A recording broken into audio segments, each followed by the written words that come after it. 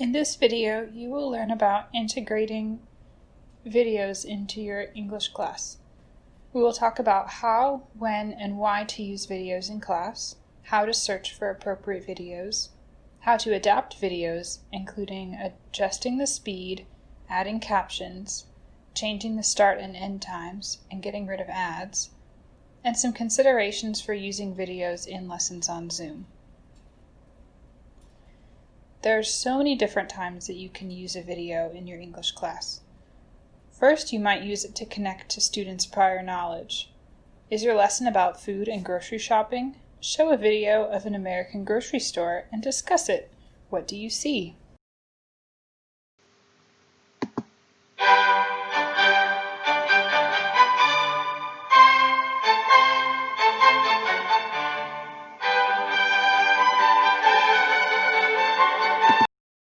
You also might choose to use a video to help illustrate a concept. This really helps for concepts that might be totally unfamiliar to your students, like snow.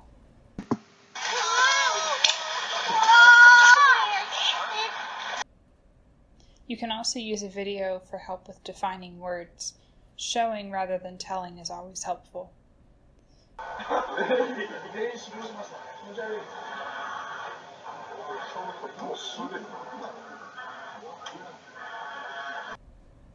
You also can use songs or chants that you can find online. Just be sure that you're aware of the maturity level of your students. For many students who are adults, it could be offensive to show cartoon videos or songs meant for young children. So just be aware of your students. Hi, how are you? Fine, how are you? Hi, how are you? Fine, how are you? Hi, how are you? Hi, how are you? Hi, how are you? Fine, how are you? You can also use a video to review grammar points. It's not a great idea to use the video to teach the point, but you might use it as a wrap-up at the end of class or a review at the beginning of the next class. You also might send it out during the week to your students to help them review and study. Hi everybody! In this video we're going to learn about possessive adjectives.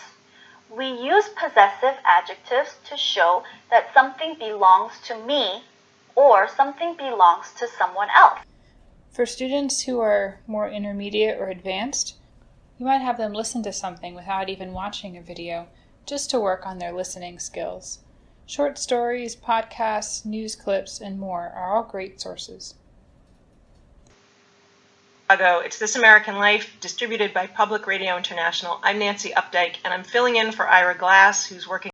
And you might use a video for a brain break. This is a short activity to help the brain reset. Brain breaks are often incorporated when students have been having to sit and listen for a long time.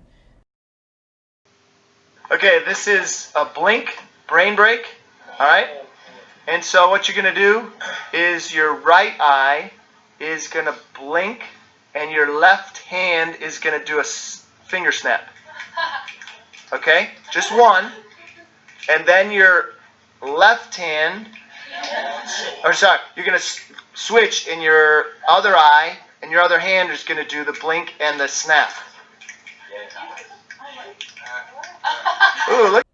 You always want to consider the goals that you have for using a video. If you're showing a video, you need to give your students a reason to watch. Are they listening for vocabulary or grammatical structures? Are they finding answers to questions on a worksheet? Are they understanding the main ideas of the listening text? Or something else?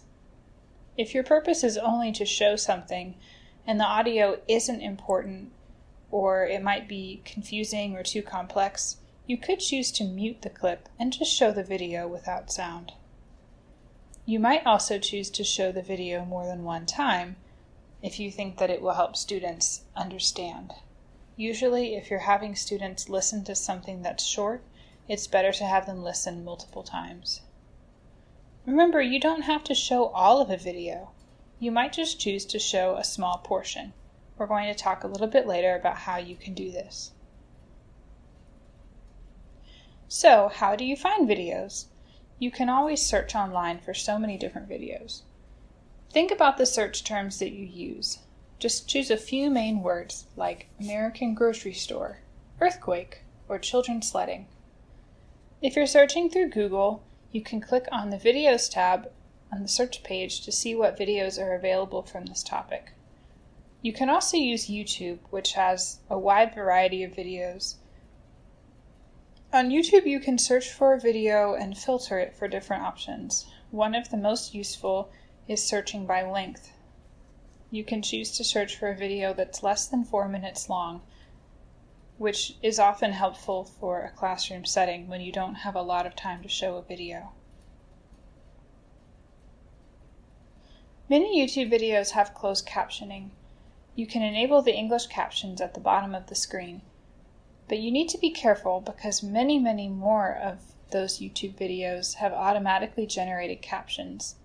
Be aware that these captions may not be correct.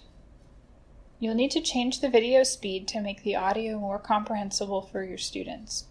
You can do this by going to the bottom right corner of the video player, clicking on the settings, and changing the speed. I have found that using 0.75 audio speed generally doesn't affect how the video sounds, but it does make it slower and more comprehensible for students. Cane sugar has been the sweetener of choice for over 2,000 years. It is used in all types of foods due to its versatility. It enhances flavor, aroma, texture, and browning. You also might choose to pause at strategic times in the video to discuss with your students and find out if they understand what's going on. And remember, if you think the audio will be more distracting than helpful, you can always mute it by clicking the mute button in the bottom of the screen. Then students can focus on watching what's happening on the screen and you can discuss it. YouTube ads are annoying and can also be objectionable at times. The website Safeshare.tv allows users to watch videos without ads and also adjust start and end times. You can make a free account and do this for 20 videos each month. Go to Safeshare.tv and in the top right corner click Sign In. You'll need to make a free account. This page is called your dashboard. To create a new Safe View, which is a video inside of Safeshare, click Add Safe View. You can copy a link from YouTube or Vimeo, two websites that have videos.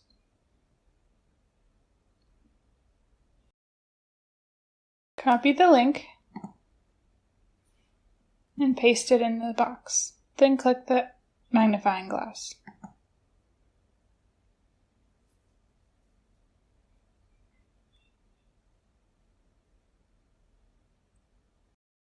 Your video will now appear on the screen. You can choose to shorten it from the front or the back end by simply moving the circles. You can see that the start time is changing as well as the length in the middle. The same occurs if you move the back end. This is a great way to pinpoint just a small portion of the video. You can choose to edit the title and the description that came from YouTube if you want. You can also choose to create a playlist on Safeshare and add this to a certain playlist if you have a lot of videos that are related. When you're ready, click the green checkbox in the bottom right corner that says Save. It says Safe View added. Now you will see your Safe View video. You can see that it's shorter than the original length because I shortened the beginning and the end.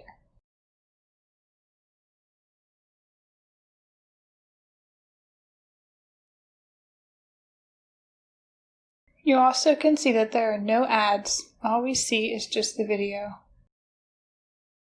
You can go back to your dashboard to see all of the Safe View videos that you have created.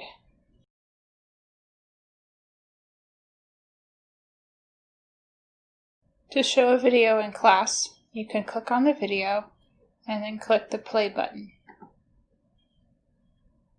You can also choose to share this, choosing the share icon in the top right corner of the screen. This allows you to share it on many kinds of social media, including Facebook, Twitter, Pinterest, WhatsApp, and more. You can also copy the Safe View link and share this with others, including in an email. When you go to use a video in Zoom, you have a few more things to think about. The most important thing to consider is the internet speed that your students have. If some of your students have very weak internet, watching a video through your screen share on Zoom will probably be impossible for them. They might hear some of the audio or see some of the video, but most likely it will be choppy. For this reason, it's often not a great idea to use videos as a centerpiece in a Zoom lesson. If you do decide to do this, make sure that when you share your screen, you click the box to share your computer's audio as well.